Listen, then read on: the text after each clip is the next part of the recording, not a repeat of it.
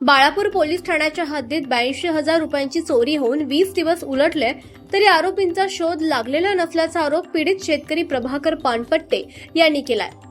खरीप हंगामासाठी ठेवलेली रक्कम चोरीला गेल्यानं पोलिसांनी तातडीनं कारवाई करावी अशी मागणी त्यांनी केली आहे। केंद्र सरकारच्या 12 वर्षांच्या कार्यकाळानिमित्त भाजप युवा मोर्चाचे जिल्हा अध्यक्ष शिवाजीराव मुटकुळे यांनी हिंगोली शहरात विविध क्षेत्रातील मान्यवरांशी संवाद साधला। यावेळी केंद्र सरकारच्या विकास कामांच्या आणि जनकल्याणकारी योजनांची माहिती देण्यात आली आहे।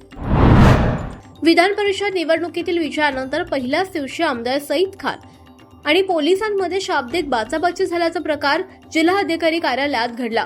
मी निवडून आलो म्हणून बरं वाटत नाहीये का असा सवाल सईद खान यांनी करत नाराजी व्यक्त केल्यानं हा वाद चर्चेचा विषय ठरलाय।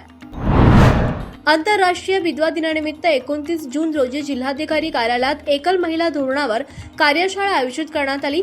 महिला स्वयंसेवी संस्था, सामाजिक कार्यकर्ते आणि संबंधितांनी उपस्थित राहण्याचं आवाहन जिल्हाधिकारी राहुल गुप्ता यांनी केलंय। परभणी हिंगोली विधान परिषद निवडणुकीत सईद खान यांच्या विजयाचा आनंद महायुतीच्या कार्यकर्त्यांनी गांधी चौकात फटाक्यांची आतिषबाजी करून साजरा केला। भाजप, शिवसेना आणि राष्ट्रवादी काँग्रेसच्या पदाधिकाऱ्यांची मोठी उपस्थिती होती। कळमनुरी येथील ब्राह्मण गल्ली परिसरातील अनियमित पाणी पुरवठा आणि स्वच्छतेच्या समस्यांमुळे महिलांनी आक्रमक भूमिका घेतली। प्रशासनानं तातडीनं उपाययोजना न केल्यास नगर परिषद कार्यालयासमोर आंदोलन छेडण्याचा इशारा देण्यात आला।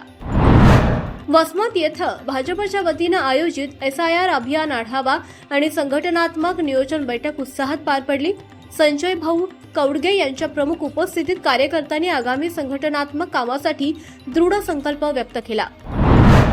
परभणी हिंगोली मध्यवर्ती निवडणुकीसाठी इतर शेती संस्था मतदारसंघातून सुरजित सिंग ठाकूर यांनी उमेदवारी अर्ज दाखल केला। यावेळी भाजप आणि व्यापारी आघाडीच्या पदाधिकाऱ्यांची मोठी उपस्थिती होती।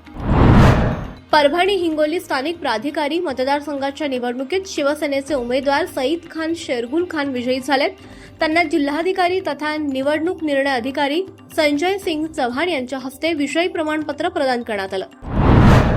हदगाव तालुक्यातील मरडगा येथे तुकामाई पुण्यतिथी निमित्त आयोजित महाप्रसादाचा लाभ घेण्यासाठी 20 ते 25 हजार भाविकांनी उपस्थिती लावली।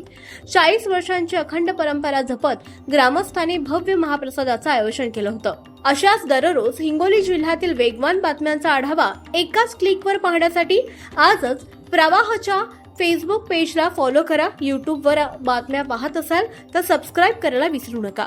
धन्यवाद।